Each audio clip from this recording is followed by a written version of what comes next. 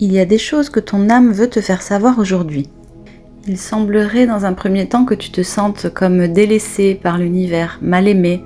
Alors ton âme te dit de mieux regarder, d'ouvrir mieux tes yeux, tes 3 yeux, j'entends, ton 3e œil qui est ta vision spirituelle, pour voir ta vie telle qu'elle est réellement.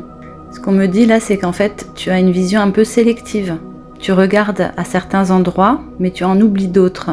Et donc tu ne vois pas en fait tout l'amour que l'univers t'envoie et que tu as au quotidien.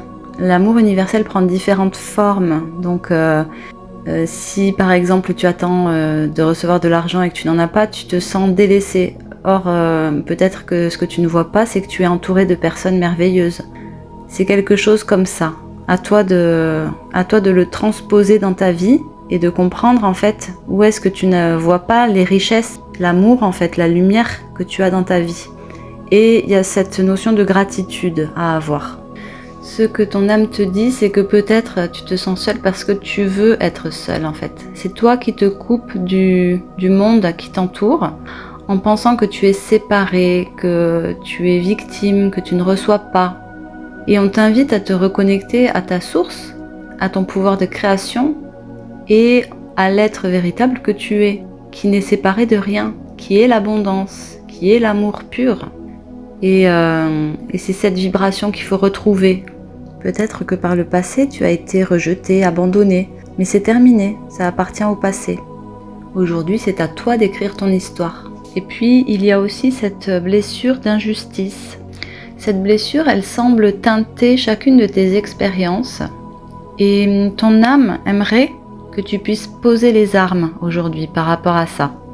Ce n'est pas simple, mais c'est accessible à chacun de nous.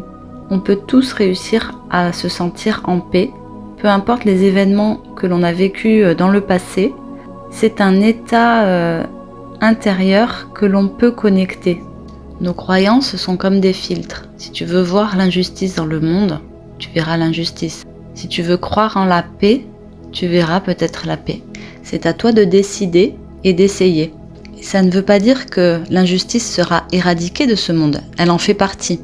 Mais tu n'en souffriras plus. Et ça ne veut pas dire que l'on ne réagit pas quand on est face à une situation d'injustice.